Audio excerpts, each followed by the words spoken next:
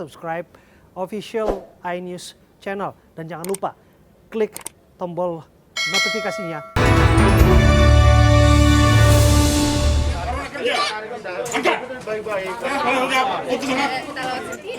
Eksekusi bangunan tempat usaha bengkel dan cucian mobil di kota Bengkulu diwarnai penolakan dan dihalangi pihak tergugat.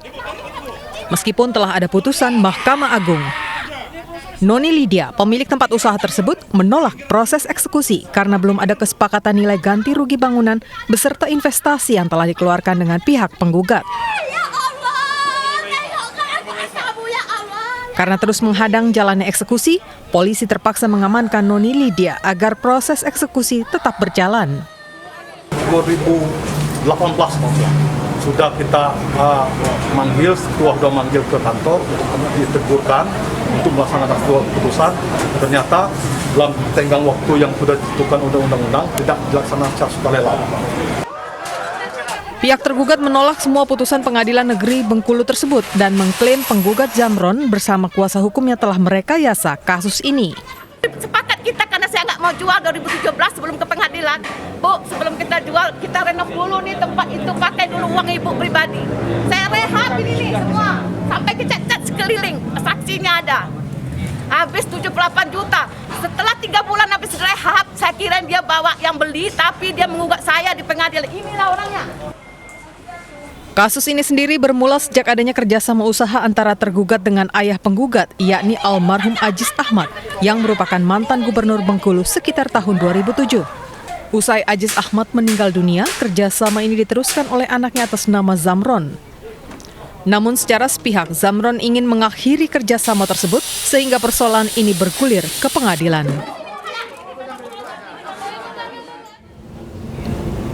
Dua jenderal polisi, Irjen Polisi Napoleon Bonaparte dan Brigjen Polisi Prasetyo Utomo diponis dalam kasus suap menerima uang dari pengusaha Joko Chandra. Ponis lebih berat dari tuntutan karena keduanya merupakan anggota kepolisian yang seharusnya menjaga hukum.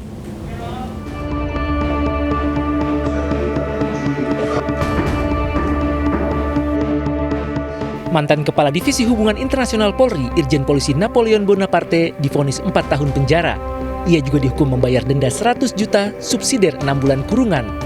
Hukuman yang dijatuhkan hakim lebih berat dari tuntutan jaksa, yaitu 3 tahun penjara. Napoleon dinilai terbukti secara sah menurut hukum menerima suap. Atas putusan tersebut, Irjen Napoleon menyatakan menolak putusan hakim dan akan mengajukan banding.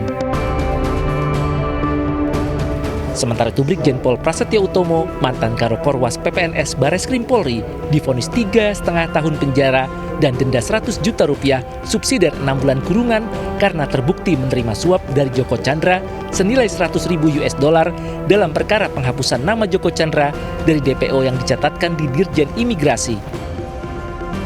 Vonis ini juga lebih berat dari tuntutan jaksa penuntut umum, yakni 2,5 tahun penjara, denda 100 juta rupiah, subsidiar 6 bulan kurungan. Pidana yang dijatuhkan pada saudara lebih dari 2 tahun, maka berdasarkan Undang-Undang Gerasi, saudara dapat menyatakan menerima putusan untuk selanjutnya dapat mengajukan permohonan gerasi atau ampun untuk presiden. Silakan saudara sikapi seperti apa? Saya menerima. Sebelumnya Prasetyo Utomo juga divonis 3 tahun penjara dalam perkara pemalsuan surat di Pengadilan Negeri Jakarta Timur. Prasetyo terbukti menyuruh melakukan pembuatan pemalsuan surat jalan palsu guna kepentingan Joko Chandra pulang ke Indonesia mengurus peninjauan kembali perkara KSI Bank Bali. Di tempat yang sama di Pengadilan Tipikor, mantan Sekretaris Mahkamah Agung Nur Hadi beserta menantunya juga menjalani sidang pembacaan vonis dalam kasus suap dan gratifikasi. Sidang vonis Nur Hadi saat ini sudah berlangsung di Pengadilan Tindak Pidana Korupsi Jakarta. Dalam perkara ini KPK menuntut Nur Hadi dihukum 12 tahun penjara, sementara menantunya Reski dituntut 11 tahun penjara. Selain itu, jaksa juga menghukum keduanya dengan membayar denda 1 miliar subsidiar 6 bulan kurungan dan hukuman tambahan membayar uang pengganti 83 miliar. Jaksa KPK meyakini Nur Hadi menerima uang suap dari Direktur PT Multikon Indrajaya Suap diberikan untuk mengurus perkara PT MIT melawan kawasan Berikat Nusantara. Menurut jaksa, Nur Hadi juga melakukan pencucian uang terhadap suap yang diterimanya dengan cara membelikan sejumlah aset seperti kebun kelapa sawit.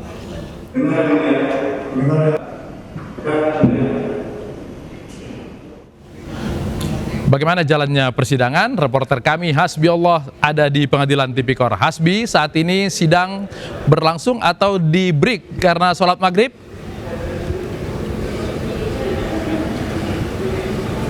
Ya baik Latif, sejauh ini memang sidang tadi dimulai pada pukul 17 waktu Indonesia bagian Barat. Kemudian juga hari ini sudah mulai dilakukan pembacaan-pembacaan, baik itu pelaporan-pelaporan dan juga kesaksian-kesaksian. Sedang dibacakan juga vonis-vonis yang nantinya akan diterima, pasal-pasal apa saja yang dikenakan. Kemudian pada sore hari ini menjelang maghrib, sidang di break sementara atau diistirahatkan. Nanti akan dilanjutkan kembali hingga nanti mendapatkan vonisnya. Namun sayangnya kedua terdakwa baik itu Nur Hadi maupun juga menantunya Reski Herbiono ini tidaklah hadir, melainkan mereka hadir secara virtual berada di rutan KPK yang ada di Jakarta Selatan. Sejauh ini juga mereka masih mendengarkan tuntutan-tuntutan mereka dan juga nanti akan menerima vonis apakah memang juga nantinya mereka akan mengajukan banding atau tidak. Kami masih menunggu hingga sejauh ini. Latif. Oke, kalau kita lihat tadi Nur Hadi dituntut 12 tahun, menantunya dituntut 11 tahun. Apa kira-kira kemungkinan? Apakah lebih berat atau seperti biasa 2/3 dari tuntutan vonisnya? Ya memang ini juga diminta oleh KPK adalah 12 tahun tuntutan untuk Nur Hadi, sementara untuk menantunya 11 tahun. Kemudian nanti mereka juga harus membayar denda sebesar 1 miliar rupiah dan uang pengganti kepada negara sebesar 83 miliar rupiah. Itu artinya nilai yang cukup besar. Namun di sini dalam pledoinya pengacara Nur Hadi menganggap tuntutan jaksa KPK sebagai kezaliman, padahal mereka sudah membayar 83 miliar. Namun juga nanti akan ada putusan hakim lainnya karena memang Nur Hadi susah untuk ditemui, sempat buron selama beberapa bulan dan harus ditangkap secara paksa oleh KPK. Latif. Oke, baik. Hasbi Allah, terima kasih sudah bergabung dari Pengadilan Tipikor. Seorang pria di Banyumas, Jawa Tengah dihukum membayar ganti rugi 150 juta karena batal menikahi kekasihnya.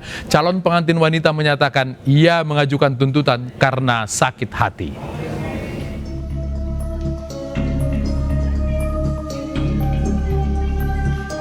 Inilah sosok Sri Subur Lestari, wanita yang gagal dinikahi Agus Suyitno 1 tahun lalu. Sri gagal dinikahi oleh seorang pria yang juga tetangga desanya. Semula akad nikah pernikahan disepakati bakal digelar sekitar Februari 2019. Namun, di tengah perjalanan, tepatnya pada Oktober 2018, Agus mendatangi orang tua Sri untuk membatalkan rencananya untuk menikahi Sri. Tidak terima dengan pembatalan nikah yang dilakukan Agus, orang tua Sri melakukan gugatan ke Pengadilan Negeri Banyumas pada 27 Juni 2019. Dalam gugatan itu, orang tua Sri mengajukan gugatan ganti rugi sebesar 1,5 miliar dengan rincian kerugian material sebesar 500 juta rupiah dan imaterial 1 miliar rupiah. Sementara itu, hingga kini keluarga Agus menyatakan keberatan untuk membayar ganti rugi sebesar 150 juta rupiah.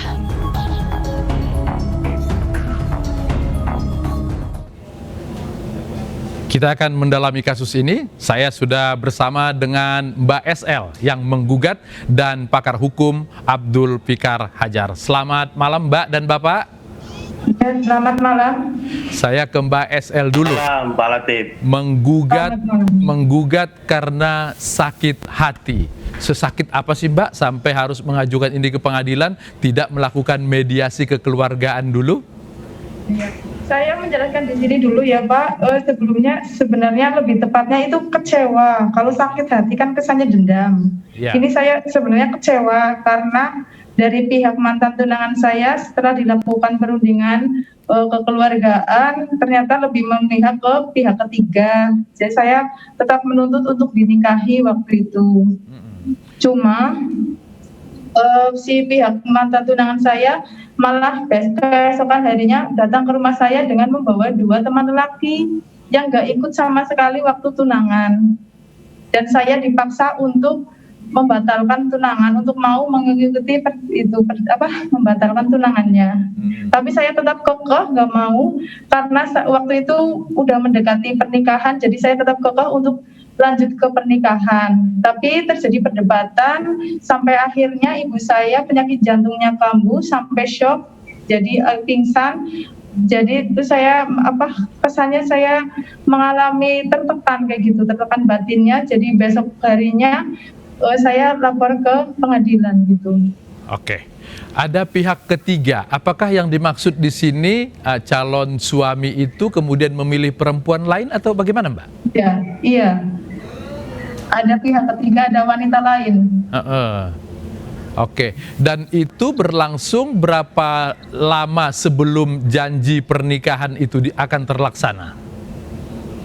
Udah mendekati waktu itu, makanya saya tetap kekeh untuk tetap lanjut ke pernikahan gitu. Iya. Semoga dengan adanya pernikahan mantan tunangan saya bisa bertobat, akhirnya memilih saya kayak gitu. Tapi ternyata tetap kekeh nggak mau memilih saya, tapi milihnya mantan itunya, selingkuhannya itu. Iya. Kalau Mbak tadi cerita orang tua atau ibunya sampai shock, kemudian karena sudah persiapan berarti ada malu kepada tetangga dan kerabat. Itu kerugian imaterial. Kalau kerugian material ada nggak, Mbak? Sempat ada nggak? Ada.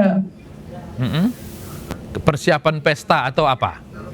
Iya, ya hitungannya saya sudah mantap untuk bentar lagi pernikahan kayak gitu, tapi ternyata mantan tunangan malah tiba-tiba membatalkan, malah sampai membawa 2 teman lelaki gitu. Oke. Ini lamarannya 2018, kemudian masuk ke pengadilan 2019. Ada jarak 1 tahun. Selama 1 tahun itu ada pernah mediasi atau pendekatan kekeluargaan dilakukan kepada calon suaminya? Sudah. Setelah ketahuan ada pihak ketiga, saya tetap kokoh, walaupun ada pihak ketiga, tapi saya tetap kokoh untuk mau maju ke pernikahan. Oke. Tapi oleh pihak keluarga pria tidak dituruti? Tidak dituruti. Oke. Terus si mantan tunangan malah bilang, besok saya datang sendiri ke rumah saya gitu.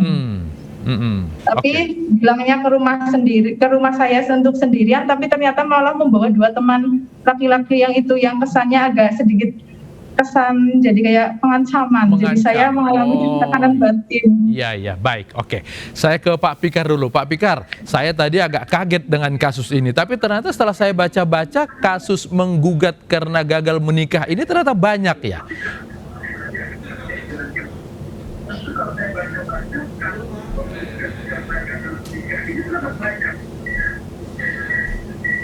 Halo, Pak Pikar?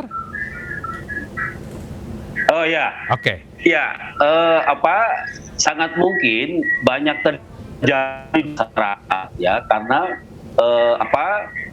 pola relasi antara perempuan dan laki-laki itu banyak yang tidak stabil. Ada banyak pengaruhnya maksud saya ya, umpamanya soal materi, kemudian soal kejiwaan dan sebagainya. Nah, karena itu kemudian banyak putus di tengah jalan gitu. Nah, yang jadi soal kan sebenarnya kalau sudah dibuat janji pernikahan gitu ya, tapi sudah disiapkan segalanya ya, baik fisik maupun fisikal maupun materi gitu ya, tapi kemudian dibatalkan. Nah, itu yang menurut saya yang jadi persoalan gitu. Tidak hanya kerugian materi secara perdata kalau menurut saya, tapi juga ada rasa malu, ada rasa sesuatu yang menyiksa di dalam hati dan sebagainya. Bahkan kalau dilihat secara yuridis, bahkan sebenarnya ada aspek pidananya juga ya. Menurut saya ini perbuatan tidak menyenangkan gitu, karena ada sesuatu perbuatan yang terpaksa harus dilakukan gitu, atau dikarenakan sebab dari pemutusan oleh sang laki-laki, kemudian itu membuat satu suasana kejiwaan yang tidak enak gitu. Nah ini yang sering orang katakan sebagai perbuatan tidak menyenangkan. Itu perasaan ini ada karena imaterial, Pak Fikar. Tapi kalau lamaran kan belum ada satu surat yang bisa dijadikan sebagai dasar gugatan. Kalau mau masuk perdata itu mungkin nggak dalam kasus-kasus seperti ini? Gini, perjanjian kan tidak hanya bisa dilihat atau dibuktikan secara tertulis, ya. Dalam arti umpamanya janji nikah itu sudah dibuat di penghulu dan ada perjanjian secara tertulis lainnya. Tetapi janji juga bisa diucapkan, bisa berbentuk ucapan gitu, ya, berbentuk ucapan yang disaksikan oleh beberapa saksi. Nah itu juga bisa disebut sebagai perjanjian gitu. Sudah bisa digolongkan sebagai karena janji itu kemudian yang dilanggar, pelanggarannya, betul, wan prestasi gitu. Pelanggarannya bisa disebut wan prestasi karena kewajiban untuk melaksanakan perjanjiannya gitu, tapi tidak dilaksanakan perjanjian, karena itu kemudian menjadi wan prestasi. Oke, baik. Saya ke Mbak SL lagi. Mbak SL, kalau dengar cerita Mbak tadi, Mbak sangat cinta sama calon suaminya ini. Sampai disebutkan tidak jadi menikah, saya mau jadi orang kedua. Nah, sekarang sudah diputuskan oleh Mahkamah Agung harus membayar denda 150. Mbak menuntut itu harus dieksekusi atau bagaimana? Saya mengikuti prosedur hukum, Pak. Mengikuti prosedur hukum, artinya minta segera dieksekusi, dijalankan. Ya, pokoknya sesuai pengadilan gimana saja kayak gitu. Saya nurut aja gitu dari pengadilannya. Oke, ada upaya dari pihak keluarga pria itu untuk datang, kemudian setelah kasus ini dimenangkan di Mahkamah Agung? Nggak ada upaya sama sekali. Artinya kemudian Mbak harus menuntut supaya ini segera dibayarkan, ya? Iya. Oke, saya ke Pak Fikar lagi. Pak Fikar, kalau kemudian lamaran bisa disebutkan sebagai sudah merupakan pelanggaran janji, kalau perasaan tidak menyenangkan itu dasar hukumnya apa ya? Nah, perasaan tidak menyenangkan itu adalah ada satu perbuatan yang memaksa orang melakukan perbuatan itu, gitu ya. Artinya dengan memutuskan janji kawin, ya, artinya kan ada satu perasaan yang harus diterima oleh pihak wanita, gitu. Nah, karena itu pada waktu yang lalu, ya, ini kejadian seperti ini bisa diakomodir atau sering di pengadilan itu diterapkan pasal-pasal perbuatan tidak menyenangkan. Ya, karena si wanita merasa melakukan karena paksaan dari si laki-laki itu, karena diputuskannya itu. Nah, karena itu menurut saya unsur pidananya di sana. Gitu, baik, ya. Baik Pak Fikar. Tadi saya garis bawahi perasaan. Jangan pernah mainkan perasaan orang karena bisa berujung ke pengadilan. Mbak SL dan Pak Fikar, terima kasih sudah bergabung di iNewsroom. Selamat malam.